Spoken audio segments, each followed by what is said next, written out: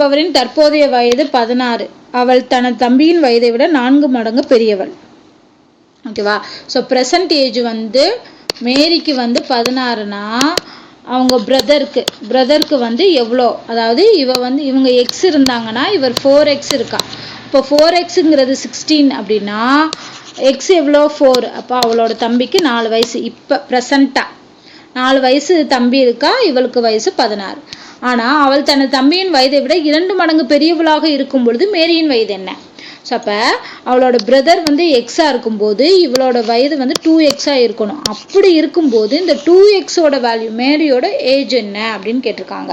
இது எப்போ வேணாலும் வரலாம். பிரதரோட ஏஜ் வந்து இன்க்ரீஸ் ஆகும்போது மேரியோட ஏஜ் 2 மடங்காக இருக்கும், 2 மடங்காக இருக்கும். அது எப்படி கால்குலேட் பண்ணுறேன்னா, ஃபஸ்ட்டு இங்கே டிஃப்ரென்ஸ் பாருங்கள். 16 4. உங்கள் ஏஜ் டிஃப்ரென்ஸ் வந்து 12 ஏஜ் டிஃப்ரென்ஸ் இருக்கணும். அப்போது இது ரெண்டுக்கும் உள்ள ஏஜ் டிஃப்ரென்ஸும் என்னவா இருக்கணும்? 2x மைனஸ் எக்ஸும் என்னவா இருக்கணும்? 12 இருக்கணும்.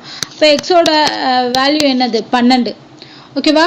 ஸோ அப்போ பிரதரோட வேல்யூ வந்து 12னா இந்த அம்மா எவ்வளோ இருப்பாங்க? 12 24 இருப்பாங்க. ஸோ ஆன்சர் இதுக்கு 24.